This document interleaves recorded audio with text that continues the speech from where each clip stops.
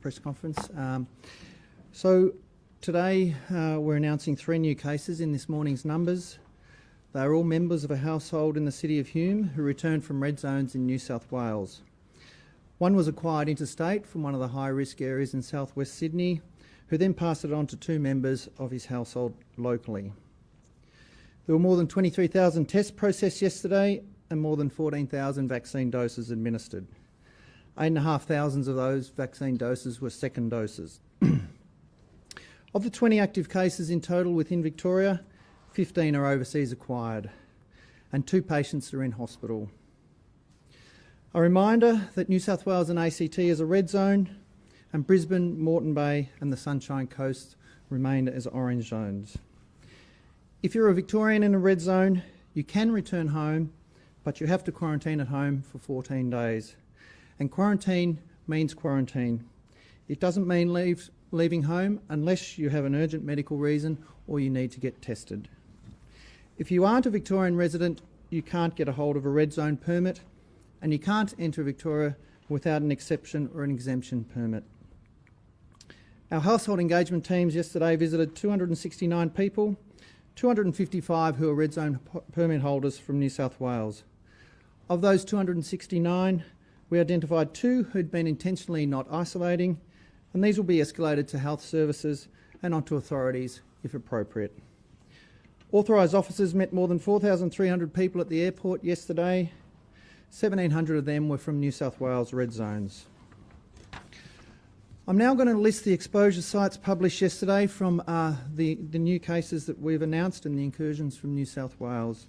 Then Jerome will summarise where we stand with both of these interstate incursions. If you've been to any of the exposure sites in the specified times, follow the health advices listed. So firstly, Tier 1 exposure sites. Anyone who's visited a Tier 1 exposure site during the times listed must immediately isolate, get a COVID-19 test and quarantine for 14 days. You should also contact us at the Health Department on 1300 651 160. So there are 3 Tier 1 exposure sites from yesterday. There's the Mobile Balan westbound and the McDonald's Balan westbound, both at 6511 Western Freeway between 5 p.m. and 7 p.m. on the 8th of July. And this includes the shower facilities, as one of the known positive cases had a shower there. The second is the Coles Craigieburn Central at Craigieburn Road between 5:28 p.m. and 6:38 p.m. on the 10th of July. And the third is the Ariel Apartments at 7 Holmes Street, Maribyrnong, at any time after 1 p.m. on the 8th of July. See special advice for this at the Coronavirus Government website. Tier 2 exposure sites. Anyone who has been to the following Tier 2 exposure sites during the time listed should immediately isolate, get a coronavirus test and stay isolated until you receive a negative result. But it's just a reminder again, if after that time you do develop symptoms, once again it's important to re-isolate and get another test. You should once again also contact us at the Health Department on 1300 651 160. There are 2 Tier 2 exposure sites from yesterday.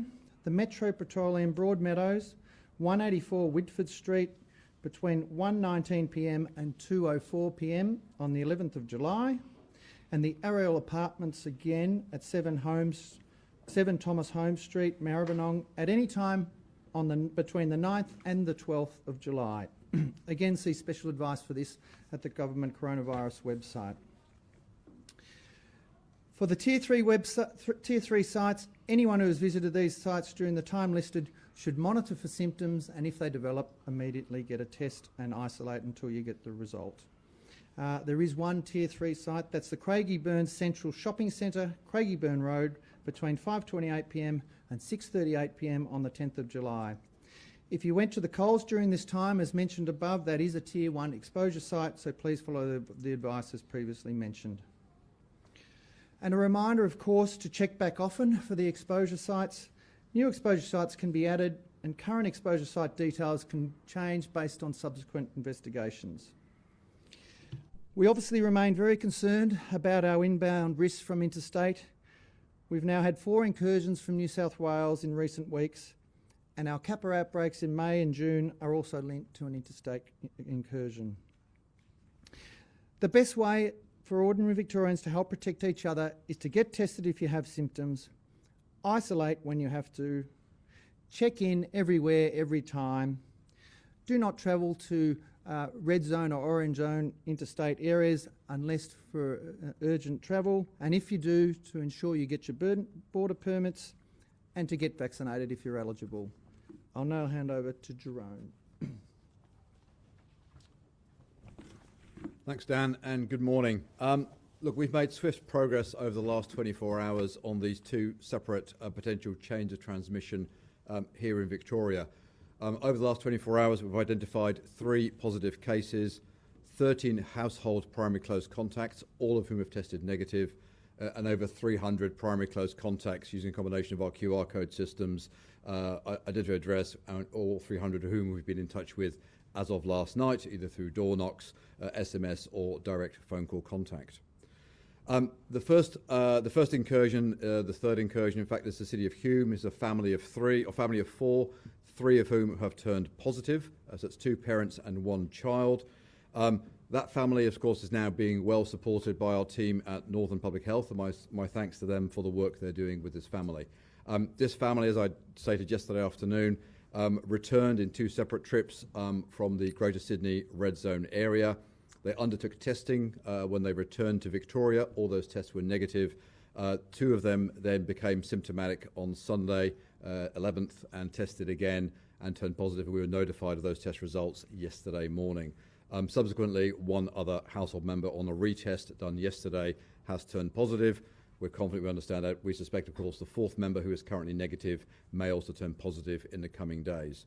We understand that the direction of transmission for that particular family, and can I just thank them for their cooperation, because not only did they come in on the right red zone permits, not only did they get tested when they arrived within the first 3 days, crucially, they got tested again when they became symptomatic and have been very fulsome and open to us about any movements that they've had.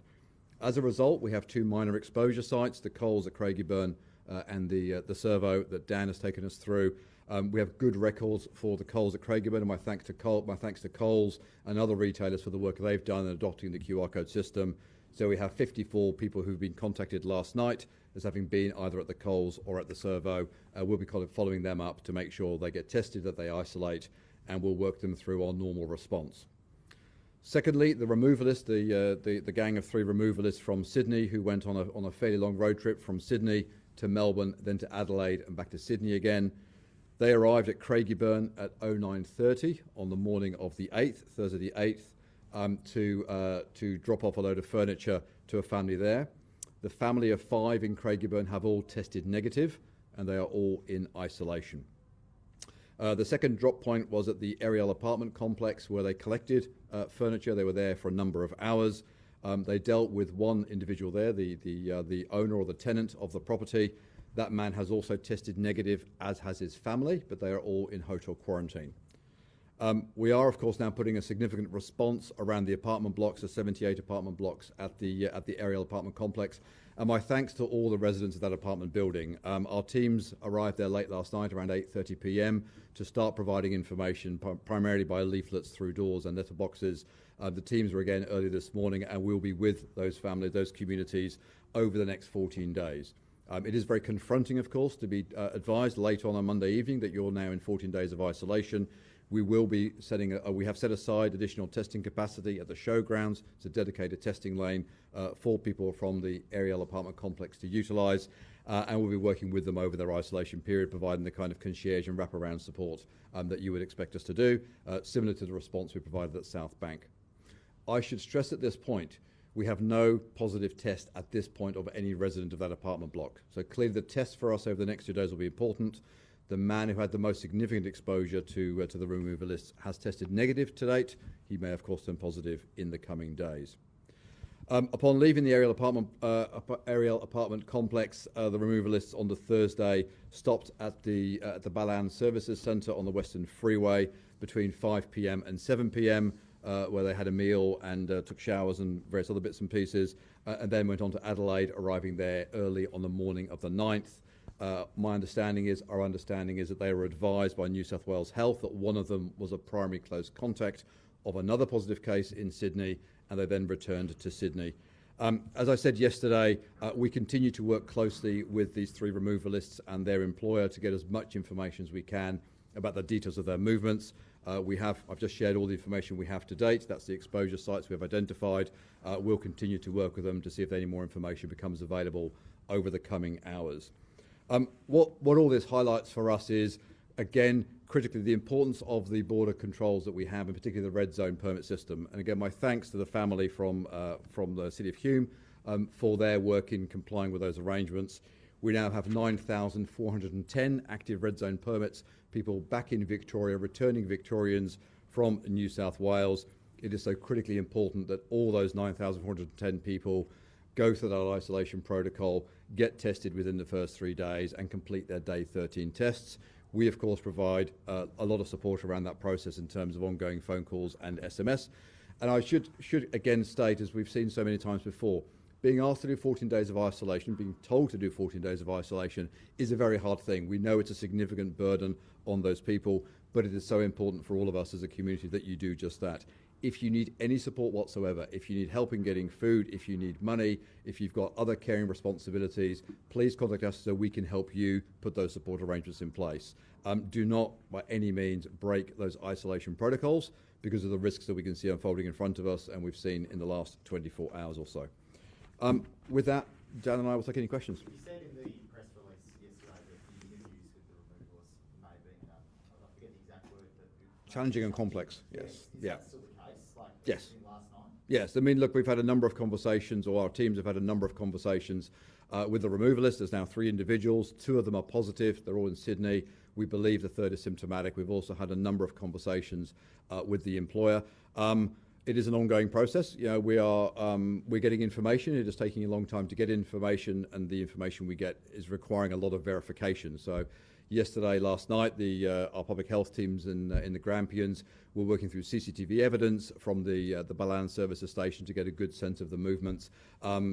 We always say, and in every single contact tracing interview we do and discussion we do, fulsome early information helps us move really, really quickly. That is not the case in this instance. So they're not being cooperative or they're not being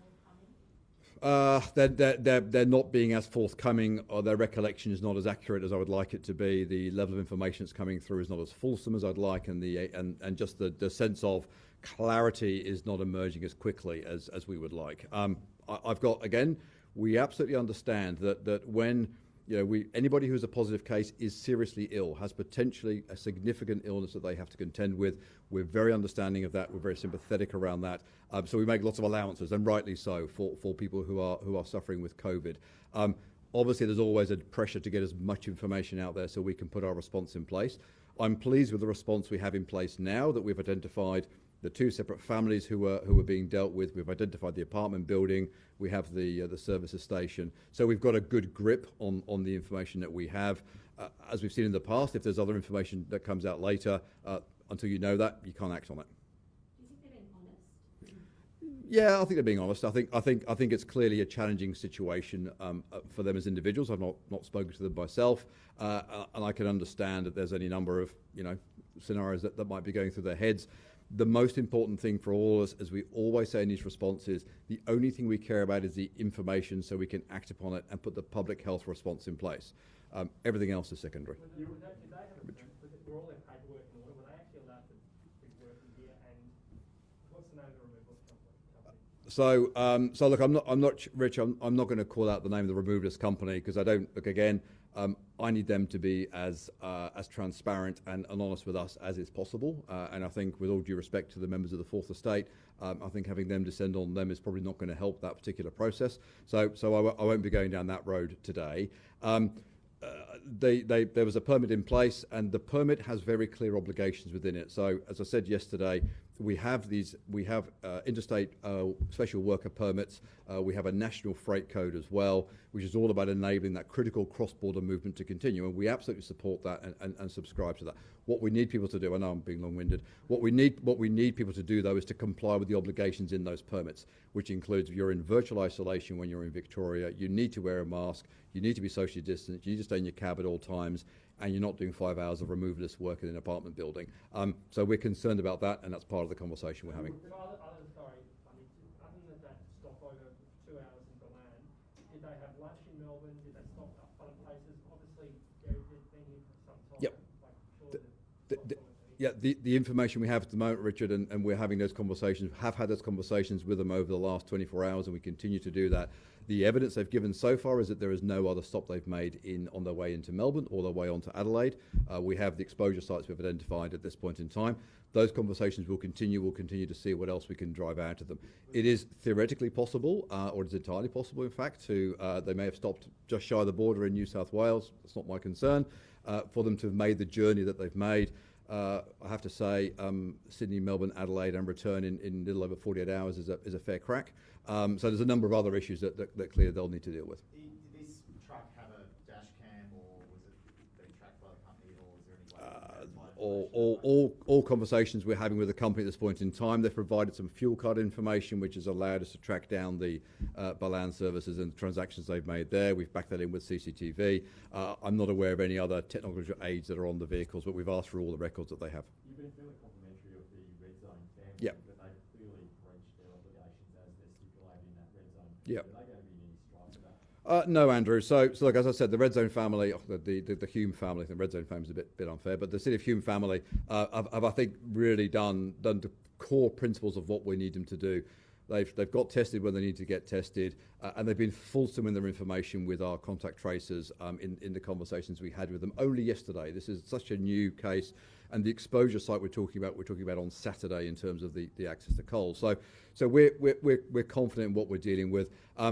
Clearly, that there are, you can under very limited conditions, if you need medical services, medical devices, if you have to make a medical appointment, there are some carve-outs for that. Again, not impossible that was the case in this particular scenario, but regardless, we're not going to pursue any further enforcement action with them. They've done the right thing, and we're very grateful to them. On enforcement action, are you planning to take the removalist case to that level? We're looking at we are certainly will be exploring that. Once we get the information that we need, we will consider if there's any enforcement action that's appropriate. On the weekend, Premier said that people who disobeyed the rules would become very, very famous. So will you be naming these, like, I guess, this truck company if they have violated the rules? No, I have no interest in making anybody famous. We're trying to get the right public health information and to put in place an effective response, and that's what we'll focus on. Andrew? Sorry. What support's being provided to residents of the apartment complex who are being locked down? Obviously, a year ago we had some apartment complexes being locked down, and that didn't go too well. Yeah, no, I think Andrew, I know you've been away. I think we've seen more recent evidence, which has been probably a bit more constructive. So I think, look, we've obviously seen a response we saw at South Bank and at Oakley. It's a very similar support that we're providing now. So we have a team on site. We had teams on site last night providing information and recognising that at that point the information about this exposure site was only hours old. The teams are on site this morning looking at infection prevention control and making sure we've got the cleanliness and the right, the place in the right shape, and providing advice to residents about where they can get tested at the showgrounds, and starting to work with individual residents around any service needs they may have, any care needs they may have, so we can put that concierge type service in place. So that work is being set up as I speak.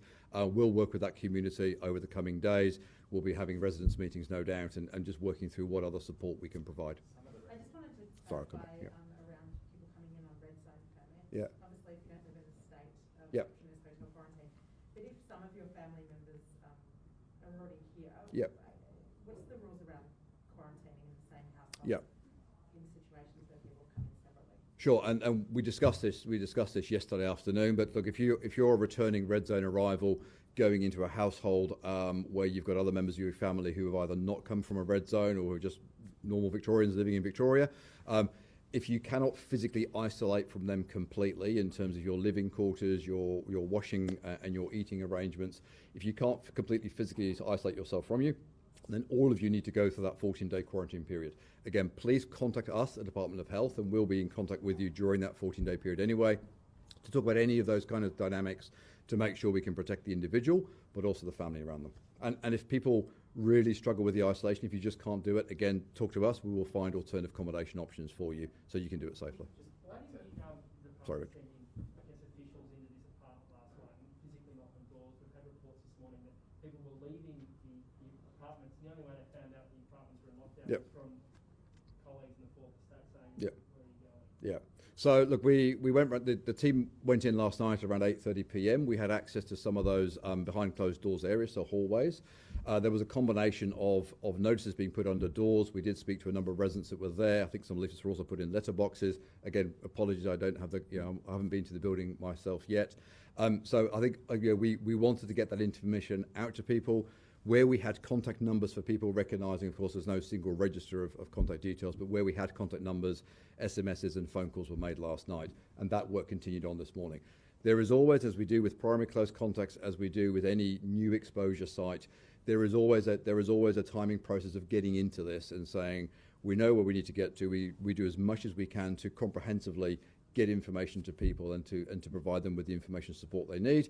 There will always be some people who will not see the note as they walk out, who will not pick it up from the letterbox, who won't have been spoken to, and will pick them up later in the day. Some of those residents, One more. How many residents are in this? 78 apartments. I don't have a complete database of residents. I'll work on the basis of there's probably in the region of 150 to 200 will be my yardstick. But those conversations are happening today. So, we're not going to door knock people at 10:30 at night for the first time. Door knocking started this morning, and those individual discussions are really picking up today. this may be one for Dan. One of the residents that is at that apartment block that we've spoken to Yep. is concerned that they shared a lift with this removalist and also was in the lift at the same time that the furniture was. So just wondering, Dan, if you can just talk through the sort of risk Yep. profile in that building, given what we know. If you wouldn't mind taking it from us too. Yeah, look, I think it's a great question, and it's exactly why we've got this public health response in place. What we know from our experience, both in the recent South Bank apartment complex outbreak where we had, more than 10 cases, but also what you're already seeing in New South Wales, is that it is a high-risk environment, and that it's not just being directly in contact. It can involve just being in the same foyer space where you breathe the same air. It may be being in the lift where you have common touch points or, again, share air. There are other common areas that you can get exposed. So absolutely, that's why at this stage we've made it a Tier 1 site, and all residents are at this stage being asked to quarantine for 14 days and get tested immediately, because we're concerned that there's a potential for transmission amongst anyone who's been in those common areas.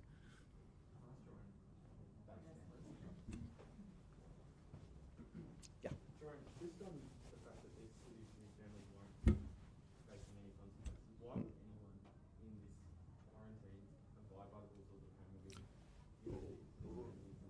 Well, because look, we know that over 90% of people from all the contact we have with people. So yesterday we did door knocks. 94% of people had not only were not in the right place, had actually got their test in the first 3 days.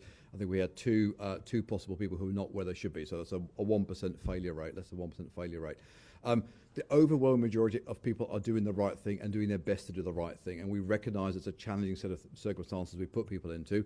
And my urge to anybody who is worried or stressed that they can't do the right thing because they haven't got a support network here in Melbourne, or they need services they can't get without going outside, contact us first and we will help you to do that. And that's why we'll continue to reiterate that message. We are there to help you to complete that isolation. That's the most important thing. Clearly, where we see people being egregious, where we see people deliberately flouting the rules, where people turn up at the airport without a permit, the AOs will pick it up. Where we find people who are not isolating, we will take enforcement action to go and do that. But people making genuine mistakes, or people who are genuinely trying to do the right thing, and then when they've got an illness, we need their support to make sure we get the information, and who are being helpful in that process, we're not going to go throw a book at them. On Saturday, you said. Precedent that they can pop down to Coles if they need something. No, there's no precedent there. I don't think anybody listening to this discussion, and I'm sure the way that you guys will cover it, will be under any illusion that people need to do the right thing at all times. So you're absolutely right. Going and getting a bag of sugar at Coles, not what they did, but going out for non-critical reasons to go and do that is not an accepted thing to go and do. phone the Department of Health, say, I need X, Y, and Z. Can you help me to do it if you've got no other choice? But throwing a book at people or starting with a presumption that we're going to penalise people because that's the best way to get compliance isn't going to work. We as Victorians have been through 18 months of hardship. We know how to do these things. We've now got 9,400 people who are isolating under red zone permits. We've got 300 or so people who are primary close contacts from these incursions yesterday who are being asked to isolate. That's a burden to put on people. And I think the vast majority of them will do the right thing because they know what they need to do and it will protect the rest of the Victorian community. On Saturday, you said there was about 200 to 300 people coming in, Yep. applying for red zone Yep. permits for Sydney a day. Obviously, that was before you made the Yep. call with New South Wales. So I just wondered where those figures are at the moment. And Yes. at a manageable level. Yeah, so yesterday we saw around 1,300, 1,400 arrivals on red zones, all coming in from New South Wales. So, we are seeing a surge. We had 4,300 people arrive at the airport yesterday, 2,500 from Queensland. That's now orange zone or green zone. We're not too worried about them. And there are around 1,800 coming in from this Sydney and one or two other states. So we're starting to see significant uptick in numbers in red zone arrivals. We expected that because when you take all of New South Wales and move it from orange to red, there'll be a number of people that have now decided at fairly late call to come back to Victoria. We're geared up for that. Of course, the pressure's on them to isolate, and we'll work with them to do that. Will you up the, patrols or checks? Yep. You said you did 269 yesterday. Yep. And there's 8,000 odd Yep. in isolation. Is that enough? Do you need to? No, we're putting more resources into our home visit program, and of course, as we've just discussed a few weeks ago, we're getting good support from the ADF, who are providing some resources to help us to cover more ground. We're also running into regional parts of Victoria as well. So this is not just a Melbourne scenario. So any red zone arrival into any part of the state will be contacted, will be supported. That includes making home visits. One of the reasons why the numbers recently have been running at around 400 or so visits a day. We dropped down a bit yesterday as we've had a bit of a surge on some of those regional locations. You get fewer people, but it's important that we cover the whole state. Just looking at the land site, a colleague was there and they said lots of staff weren't wearing masks properly, Mhm. people weren't wearing masks at all. Yep. Is that side of particular concern? Yep. And are we Yep. battling against the complacency? There is always that balance, and we made the point a few days ago in these press conferences that Victorians are doing so well. We have held this in a really good place on the back of some very hard work over the last 6 weeks. If I look at our compliance with QR codes, we're seeing really good numbers coming through. The fact that 54 people were contacted last night because they'd been to Coles and to a very small servo shows you how effective that system is in getting ahead of this thing.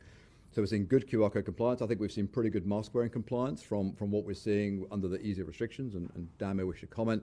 But we have to maintain this. And as we're seeing now, we've now had 4 incursions from New South Wales in the last couple of weeks of active cases circulating our community. In Sandringham, it led to onward community transmission. Here in Melbourne, in the city of Hume, it's led to onward transmission. So this is a real thing. And if we're in an environment where the restrictions we still have in place, limited though they are really important to protecting us. So if we're back in a world where we do have these active cases coming in from time to time, that's why the restrictions are set at the level that they're set.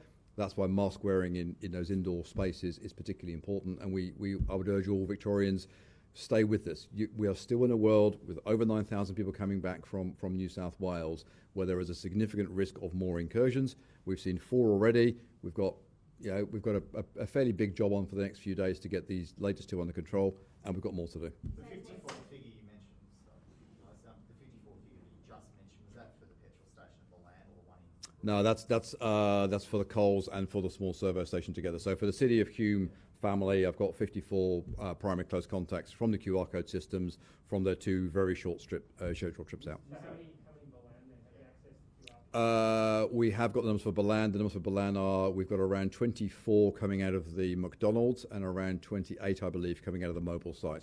I'll confirm those numbers in a moment. Just on that, is that a good enough compliance level, do you think? Look, so the work we're doing now, the Grampians Public Health team are doing on Balan is they're now looking at CCTV of those individuals and who else they interacted with. They were there for 2 hours.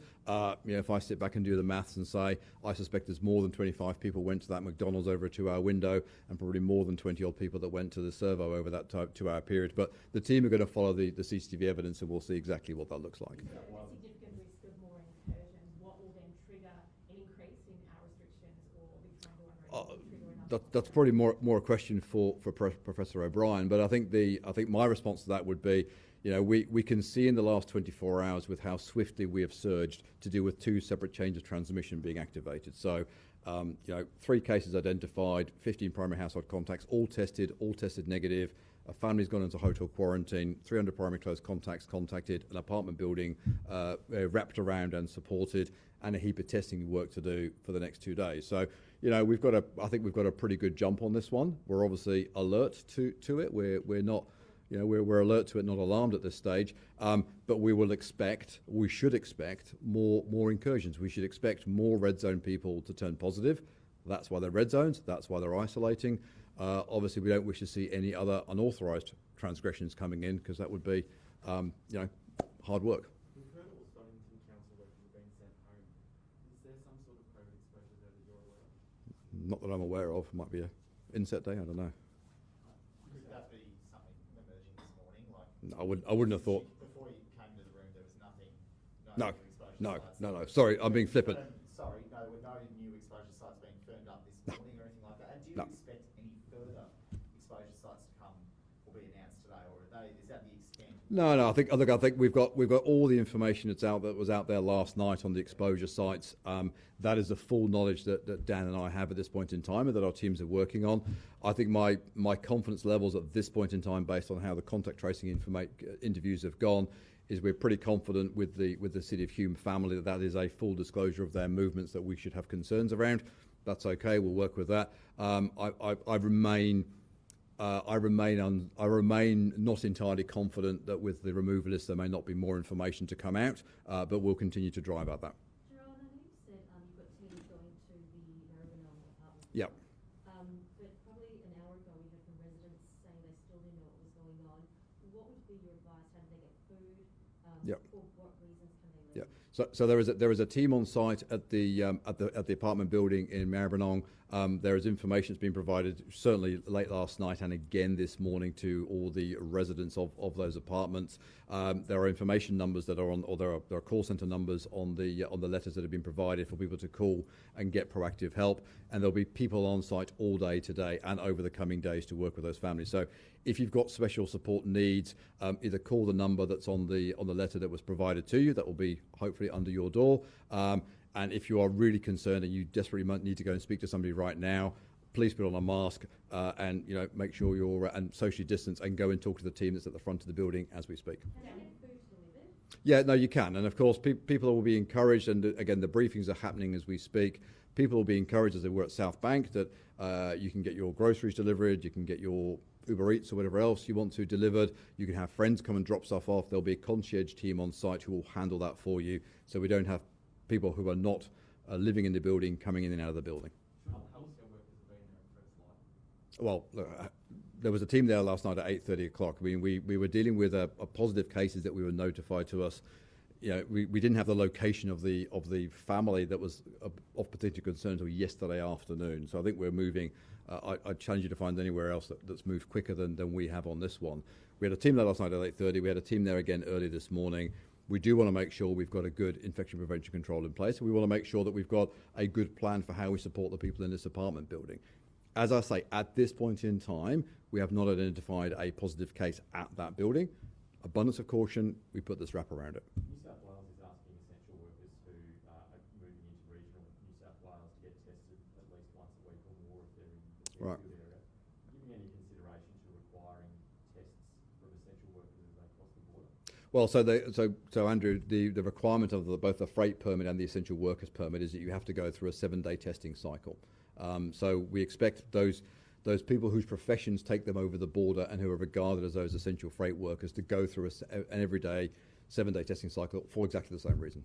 So do people have to show proof of their most recent test? Yeah, so if you're operating under the national code, under the national freight code, you need to show evidence that you're part of that 7-day negative testing cycle. So as part of the border enforcement operation, VicPol can, again on the risk-based approach, stop freight vehicles and ask the driver to confirm that he's operating under the freight code and that he's participating and supporting those measures. Did the removalists say that they were operating under that code? Are they automatically assumed to be? So the removalist company has applied for a special worker permit, and that's it's under those rules and guidelines that they're operating under. Dan, just one for you. Just given that you're expecting this, we're continuing this surge of red zone arrivals, are you considering reintroducing measures like masks back in the office or back outdoors? Yeah, so that's a good question, and it was touched on before by Jerome. But I think the way we look at this at the moment is when I look at what's gone on in the last 24 hours, I think we've been very rapid in our response. We've had a number of concerning incursions, but at this stage, the closest people to those incursions have tested negative. It doesn't mean they haven't exposed anybody else in the community, but it reduces the likelihood. I feel like we've been fast. I think we're very well around it. So at this stage, I don't think it changes what we're doing with our restrictions as far as needing to wind back. I think it might temper us in whether we move forward with those restrictions. I think we need some time to just see what's happening. The things that would influence whether that changes or not is really, is there onward transmission? And that means mainly outside the household, because we sort of expect it within the household. Is it outside the household? Do cases turn up out of the blue that are not expected? Are there a lot of exposure sites, so the volume comes into it, but also the complexity of the exposure sites. So absolutely this apartment complex is a complex one, but at this stage we don't have any evidence of active transmission in there, so we're feeling that we hopefully don't have a major community risk. So those are the sort of things that come into the process. At this stage, none of them, there's no real red flags. It just comes back again to the fact that what we really need to reinforce, I think, in the community is that we've seen and we know that people coming back from these red zone areas are definitely at risk. And so the most important thing is that they consider themselves, just like they would anyone who's been in contact with someone in any community outbreak, that they are a risk not only to themselves and their family, but also to the greater community.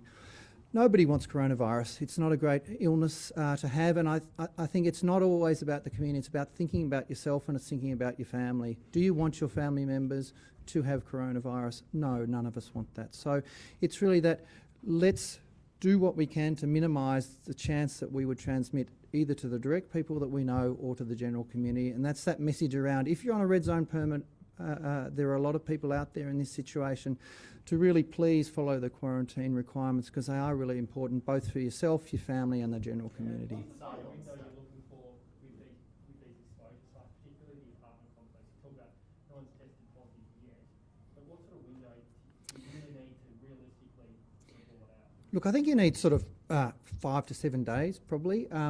One thing we do know with this virus is it moves very quickly, so we get an indication of what's going on probably quicker than we used to. So we'll get our first round of testing back in the next 24 hours from that apartment complex.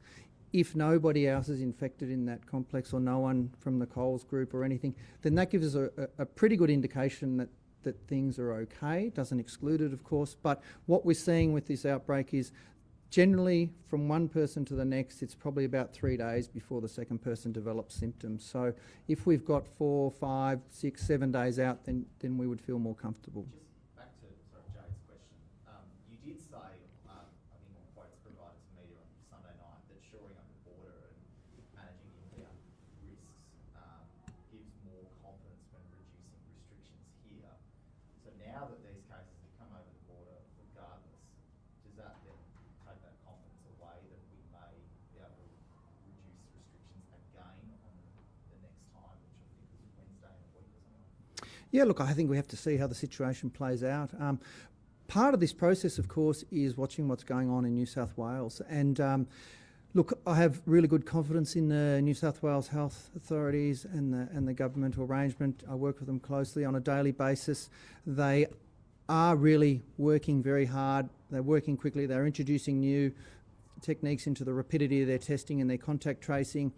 And I guess the hope is that they will get control of the virus and the numbers we'll see will start to reduce, and that, of course, that will therefore reduce our risk. Look, I think we made the call. It was a difficult decision on Sunday about whether we turn the whole of New South Wales red and the ACT. Well, we've seen a case in Goulburn today that just shows us that what we have to do is we've got to keep ahead of the game. I think the most important thing with the coronavirus situation is to predict where it's going to be next and make sure you get there before they do. And I think that's what we've done, hopefully, with the red zones. We'll continue to monitor the situation very carefully, and the restrictions are part of that process. It feels like though we've got more than 9,000 people returning from these red zones, and we're just hoping that they do the right thing so that our restriction level improves. Yeah, look, that's why the plea to the community. At the end of the day, we do really rely on people, you know, joining with us and doing the right thing. But I think our experience is showing us that by far and away, people do that. I think we've got very good buy-in from the community. I'm very confident with that. And once again, you know, what just really pleases me so much is that when we do find cases, that we get to find out where people have been and what they've done. And I think Jerome's point about not being punitive in the process, that's not what it's about, because if we don't know where they've been and we don't know where the virus is potentially exposed, then we don't have a chance of really controlling it. So that's by the way, and I think the Victorians in general will do the right thing. You sort of indicated that moving, you know, all of New South Wales to red, given there's been cases outside Sydney.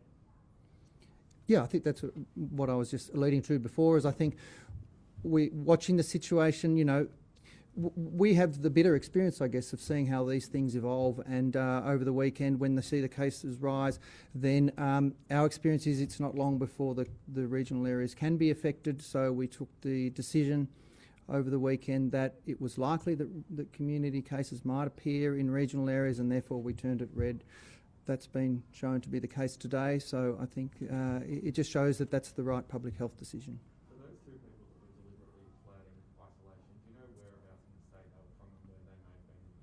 So I don't have any further information on that. Sydney.